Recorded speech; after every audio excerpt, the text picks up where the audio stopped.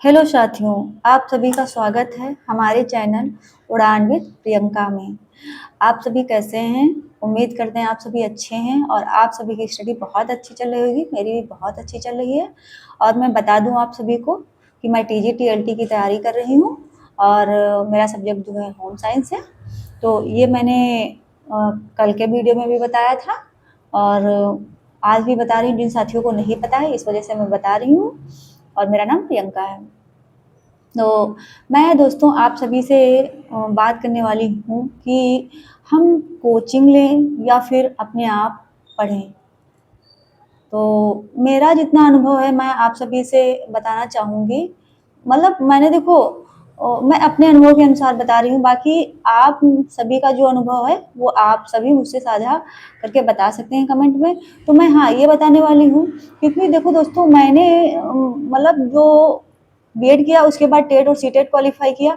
तो मैंने तो पहली बार में जब मैं सीटेट और टेट की मतलब टेट की तो मैंने कोचिंग ली थी और सीटेट का तो मैंने नहीं, मैंने यूट्यूब से ही स्टडी की थी। उसके बाद मेरे मतलब नंबर जो हैं 90+ आए थे सीटेट में और टेट में अच्छे आए थे। तो मुझे लगा कि सीटेट में मेरे नंबर और अच्छे आने चाहिए। तो मैंने मतलब 2 बार और परीक्षा दी तो दोनों बार भी मेरा मतलब क्वालिफाई हुआ। मैंने 3 बार सीटेट की परीक्षा क्वालिफाई की। उसके बाद मेरे नंबर जो हैं अच्छे आए 100+। तो मैंने मतलब एक बात और नोटिस की, मैं जिस सर से पढ़ रही थी मतलब मेरा सब्जेक्ट जो है एसएसटी है। तो सर हैं एसएसटी सनी सर। तो वो सर बहुत अच्छे हैं, मतलब बहुत अच्छे से पढ़ाते थे। उस टीचर सभी अच्छे होते हैं लेकिन जिनसे हम कनेक्ट हो पाते हैं, जिनकी बातें हम मतलब समझ में हमें आती हैं, बस वही चीज़ होती है जिससे हमें समझ में आ जाए वही हमारे लिए अच्छा होता है। बाकी टीचर सभी अच्छे होते हैं दोस्तों, क्योंकि ये सभी हम लोग जानते हैं। तो सर कहते थे कि जितना मैं पढ़ा रहा हूँ, जितना मैं प्रैक्टिस करा रहा हूँ और आप वो एनसीईआरटी की बुक भी पढ़िए, वो आपके लिए मतलब ज़्यादा बेनिफिट रहेगा। तो मैंने फिर उनकी सर की बात मान के मैंने एनसीईआरटी बुक भी पढ़ी और सर जो पढ़ा रहे थे वो भी मैंने पढ़ाई की। और जो सर मतलब क्वेश्चन करा रहे थे, ऐसा नहीं मैंने मतलब कभी लिखने से मतलब बचना नहीं बच मतलब मैं ये ना सोचूं कि लिखूं ना, मैंने मतलब हमेशा अपने नोट्स बनाए। सर जो क्वेश्चन करवाते थे वो मैं एक नोट्स प्रॉपर बनाती थी उसका और उसका बाद में रिवीजन करती थी और एनसीईआरटी बुक पढ़ती थी कि क्वेश्चन कहाँ से बन रहे हैं। तो देखो हमारे कहने का तात्पर्य यही है कि बुक से भी हम पढ़ सकते हैं, ठीक है। ऐसा नहीं है कि मैं अपने आप से भी पढ़ सकती हूँ, लेकिन हाँ जो हमारे टीचर्स पढ़ाते हैं उनका एक अलग अनुभव होता है। हमारा इतना अनुभव अभी नहीं है कि मतलब हम नहीं समझ पाते हैं कि क्वेश्चन कहाँ से उठाएं। उनका जो अनुभव हमारा अनुभव बहुत अंतर है। तो हम अगर उनकी गाइडेंस में पढ़ेंगे तो उनको ज़्यादा लाभ मिलेगा और उनको पता होता है कि कहाँ से क्वेश्चन है। तो एक उनका जो होता है सिलेबस का पूरा निचोड़ वो हमें दे देते हैं और उससे हमें बेनिफिट बहुत मिलता है। अगर हाँ हमको टाइम हो तो हमें किताबें ज़रूर पढ़नी चाहिए, क्योंकि किताबें भी हमको बहुत लाभ देती हैं। और दोस्तों मैं बता दूं कि मैं नोट्स तो देखो ज़रूर बनाती हूँ। मैंने टीजीटी 2022 के भी नोट्स बनाए, फिर मुझे लगा कि उसमें कुछ कमी है तो एलटी की मतलब वैकेंसी निकली है तो इसमें कुछ पॉइंट्स बढ़ सकते हैं और बढ़ेंगे, ये हकीकत है। क्योंकि सिलेबस जो है थोड़ा एलटी और टीजीटी में थोड़ा अंतर है, ज़्यादा नहीं थोड़ा अंतर है। तो उसमें कुछ तो क्वेश्चन बढ़ेंगे ही। तो मैंने मतलब फिर से कोचिंग ज्वाइन कर ली ऑनलाइन और मैं नोट्स जो मुझे लग रहे हैं कि इसमें कमी है मैं वो नोट्स अपने फिर से बना रही हूँ। तो दोस्तों मेरा कहने का तात्पर्य यही है, जितना मैं यही कह रही हूँ आपसे कि अगर आप कोचिंग ले रहे हैं तो बहुत अच्छा है, नहीं ले रहे हैं वो आपकी मर्जी है। लेकिन अगर मैं टीचर की निगरानी में या उनके गाइडेंस में पढ़ती हूँ या पढ़ता हूँ मतलब कि, तो मुझे ज़्यादा दिक्कत नहीं होगी, इधर उधर भागना नहीं पड़ेगा। वरना मुझे ये लगेगा कि यार मैं सही जगह मतलब जा रहा हूँ, सही जगह मैं पढ़ रहा हूँ या नहीं, मैं कुछ चीज़ें गलत तो नहीं पढ़ रहा हूँ।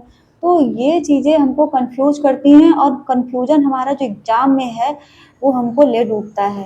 तो दोस्तों मेरा जो रियल अनुभव है मैं आपसे वही साझा कर रही हूँ। और देखो मेरा मतलब जो मेरा मकसद है यूट्यूब पे आना, मेरा मकसद ही यही है कि मेरा जो अनुभव है वो मैं आप सभी से साझा करूं। और दोस्तों देखो, परेशानियां सबकी ज़िंदगी में होती हैं, ऐसा नहीं कि हमारी ज़िंदगी में कोई परेशानी नहीं। ये फिर मैं कभी आप सभी को बताऊंगी कि मैं इतने मतलब यहाँ तक अभी मैं सफलता तो नहीं प्राप्त कर पाई हूँ। अभी मैं अपने लक्ष्य में लगी हुई हूँ और मैं मतलब ऐसा आशा करती हूँ कि मैं अपने लक्ष्य में कामयाब ज़रूर हो जाऊँगी दोस्तों। और बाकी आगे नहीं हम जान सकते हैं क्या होगा क्या नहीं होगा, तो मैं अपने आप पे विश्वास तो रख सकती हूँ। तो आप सभी से मैं यही कहना चाहूँगी कि आप सभी देखो, जीवन में कष्ट सभी के होते हैं, ऐसा नहीं है कि कष्ट नहीं, कष्ट हमारे जीवन में भी बहुत हैं, बहुत तकलीफ़ें होती हैं, हर एक जीवन सबकी तकलीफ़ें अलग-अलग होती हैं, मैं मानती हूँ। लेकिन ऐसा नहीं मतलब सोचना चाहिए कि अगला इंसान अगर यहाँ तक पहुँचा है उसको ज़िंदगी में तकलीफ़ नहीं होती हैं, लेकिन हमें उन्हीं तकलीफ़ों से लड़ के आगे बढ़ना है। और मेरा मकसद भी यही है कि जो मेरी बहनें हैं, जिनकी शादी हो गई है, जो गृहिणी हैं, जिनके बच्चे हैं, वो अपनी अगर स्टडी नहीं कर पा रही हैं, अपनी मतलब अपने से हार मान रही हैं, तो मैं आप सभी से यही कहूँगी कि आप हार मत मानिए, क्योंकि हार मानना कोई विकल्प नहीं है। अगर हमारा संकल्प दृढ़ है तो हम अपना फैसला जो है कभी मतलब टाल नहीं सकते हैं और किसी दूसरे को दोष भी नहीं दे सकते। देखो, फैसला हमारा है, सपने हमारे हैं, मेहनत तो हमें को करना पड़ेगा। कोई सपोर्ट करे या ना करे, ये अलग बात है, ठीक है। अपना मजबूत फैसला लीजिए और स्टडी अपना धीरे धीरे करते रहिए, जितना आपसे हो पाता है हर दिन करिए। छोड़ने से तो बेहतर है कि आप धीरे धीरे बढ़िए, ना करने से तो अच्छा है कि कुछ कर लिया जाए, जो होगा देखा जाएगा। अगर हम कामयाब होंगे तो ठीक है, नहीं होंगे तो ठीक है। पहले से क्यों हार माने कि हमसे नहीं होगा, तो हार हम नहीं मान सकते हैं।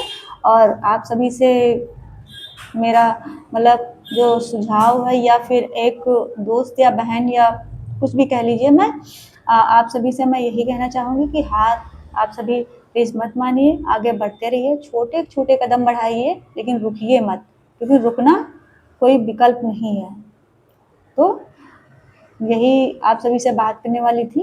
और आप सभी का कोई सुझाव है तो आप अवश्य मतलब कमेंट में बताइए।